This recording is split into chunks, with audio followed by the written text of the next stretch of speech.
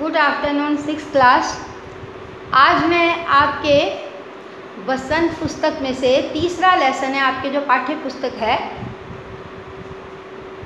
उसमें नादान दोस्त तीसरा पाठ है, जो उसके शब्दार्थ कुछ मैं आपको समझाऊंगी, तो आप बड़े ध्यान से सुनिएगा और उसको समझिएगा। मज़ा, मज़ा का मतलब होता है आनंद, आनंद, मज़ा, खुशी, उमंग, ये सब मज़े में। आप कहते हो ना कि मज़े में हम ये काम कर रहे हैं या ये कार्य करते हुए हमें बहुत मज़ा आया, तो ये मज़ा का मतलब है आनंद या खुशी। दूसरा आपका शब्दार्थ है, यानी शब्द का अर्थ। शब्दार्थ का क्या मतलब होता है? कोई शब्द लिखा है, उसका अर्थ आपको समझाना है, लिखना है या ध्यान से सुनना है। शब्द का अर्थ, शब्दार्थ का अर्थ ही ये होता है कि शब्द का अर्थ शुद्ध, यानी ध्यान, शुद्ध लेना, ध्यान पूर्वक कोई कार्य को करना। पर का मतलब होता है पंख। पर का क्या अर्थ है? पंख। जो पक्षियों के पंख होते हैं, जो आकाश में उड़ने वाले पक्षी हैं, उसके जो पंख होते हैं, पर होते हैं, उसको पर कहते हैं। फुर्सत, फुर्सत का मतलब है खाली समय, यानी आपने सारा काम अपना पूरा कर लिया है, आपने कार्य को पूर्ण किया है, अब आप खाली समय है आपका, आप कुछ काम नहीं कर रहे हैं, तो वो फुर्सत का समय कहलाएगा।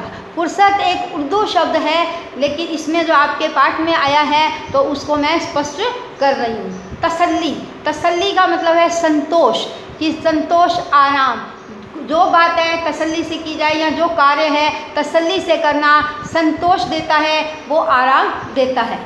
पेचीदा, पेचीदा का मतलब है उलझा हुआ कठिन कार्य, यानी आपके पास कार्य बहुत ज़्यादा है, वो पेचीदा हो गया है, आप उसको कर नहीं पा रहे हैं या आप उसको समझ नहीं पा रहे हैं, तो इसका अर्थ है पेचीदा, यहाँ यानी कठिन। और जिज्ञासा, जिज्ञासा का अर्थ है जानने की इच्छा।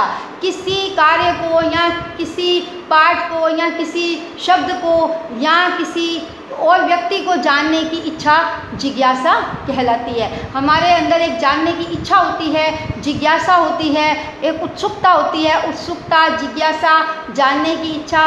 हिंदी में इसके कई शब्द ऐसे हैं जो अर्थ जो उसके कई निकलते हैं, तो वो एक प्रायवाची शब्द है, वो मैं आपको आगे व्याकरण में करवाऊंगी। जिज्ञासा का अर्थ है जानने की इच्छा, कि हम किस वस्तु को जानने की इच्छा रखते हैं, किस व्यक्ति को जानने की इच्छा रखते हैं, जो कार्य है उसको करने की इच्छा रखते हैं, तो वो जिज्ञासा कहलाती है।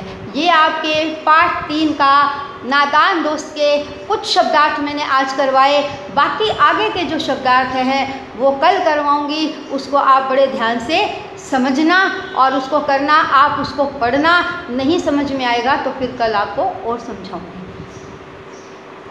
ठीक है।